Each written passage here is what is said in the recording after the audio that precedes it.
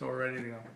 So we've been campaigning now probably for nearly 2 months, and it's getting near election time, and I think we've really honed our message down as to why we feel the Democrats should be reelected or elected into office, and that means Nancy Montgomery, Dave Morandi, and myself.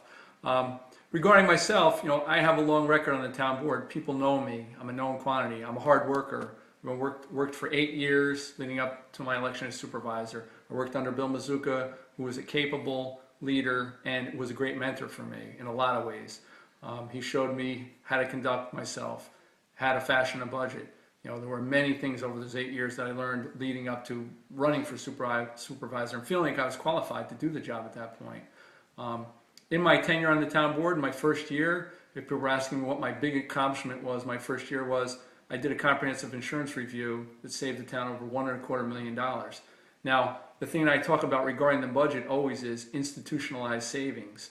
When you're going to have a long-range savings, that's going to have a big impact. So that $1.25 million over 10 years means it was $125,000. I'm misspeaking. I'm saying over 10 years it was $1.25 million. So when you have that kind of savings in a budget like our size, that's $8.8 million a year. That's really meaningful. I also took on the Garrison Landing Water District project, which saved the town a tremendous amount of money also. And I've been sidewalk super on a lot of our projects. Down at Recreation, I oversaw the roofing project, oversaw the road project, was down there constantly. We were doing the parking area and the whole building. I look over the building. So we've saved a lot of money. We haven't had to hire anybody out like that. As far as going through things, I've been a good steward for the budget all along. I know how important it is to show solidarity with the taxpayer, especially right now in these times. We don't spend money that we don't have to. We don't go on spending sprees. We haven't put ourselves deep in debt. And in my time as supervisor, now my first budget year was last year. That's the first year that I have control over the budget. I cut $500,000 in spending from the budget without compromising service. So the roads still got plowed. We still had great recreation. We had more recreation programs than ever. All the things that normally got done got done. And I was really proud of that work that I did last year. So I think that left us in good stead. We reestablished a fund balance in the B fund. This year, when we finish this year, we will have a fund balance in the A fund. Going forward, I want to see us work with seniors. Seniors deserve more than they get. And I've said this over and over. They deserve a space. They deserve high quality meals at lunch. I eat with the seniors once in a while, and we appreciate the fact that the county has a hot lunch program, but we can do a lot better here if we have our own space and we have our own kitchen here. And it's important for our seniors to stay active. That's mentally active and physically active. So if we have those programs here, we get county services over here, and this all ties into taking a space at the Butterfield property. We're working closely with the county. We've committed to 4,000 square feet. We'd like to see the county commit to 6,000 square feet because we feel like we could get county services here, like having a substation for the sheriff that we currently house in Town Hall, which is completely substandard, not convenient for the sheriffs, not conducive to good law enforcement.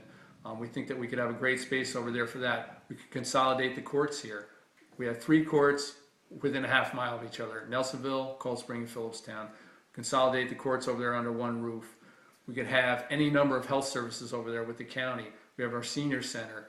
We could have a handicap meeting, ADA compliant meeting space, which would be great. We could get the veterans in there into a new space. They're having problems with the VFW. We'd like to get them into a new space and more convenient. It's also what could be more convenient than having your senior center directly across from the Chestnut Ridge Senior Living Facility and right behind the Medical Arts Building. So we're behind that project 100%, and we think it'll be a great project. It'll be a great thing for the entire town. Going forward, there are a lot of things we have to deal with. We're always dealing with emergency services. I know that that's been a hot button issue. I don't think the issues are as large as it's been blown up to be. I don't think we're all that far apart with our emergency service providers. There's been a sort of a misunderstanding out there, and I think that it's time to get over that. It's time to mend the fences and do what's best for the town. We're all town, we're all residents here. We're all taxpayers here. We all understand the issues. We know that we need the service that they provide. It's a valuable service. They are volunteers, and that's the thing everyone needs to remember, that these are volunteers performing a really valuable service. We do need to fund that, so there are taxpayer issues and there are safety concerns. And what I think at the heart of it from the town board perspective, that's what it comes down to. It comes down to the safety of the members, the safety of the public, and the financial end of it.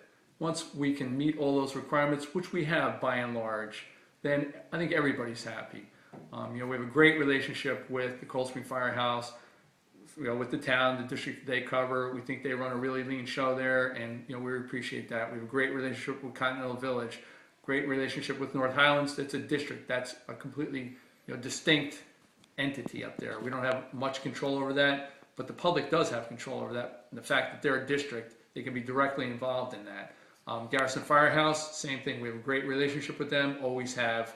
We're working through some things regarding finances and purchasing, but we're going to get there as long as we're having an honest dialogue with them. I think we've been good stewards of the environment. Anyone who's watched me knows that getting that zoning pass was probably the best thing I've ever done for the town.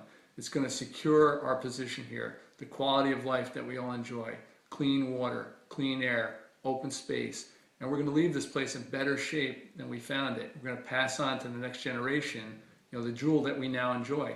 That's why people come here. There's this super high quality of life that you don't find in other places. We're not going to compromise that. That's what that zoning document does. It maintains and assures that going forward, Philipstown is going to remain this great place, this special place in the Hudson Valley, and that's our intent. So I hope people will support me. I hope you'll come out in November and vote for me. Thank you.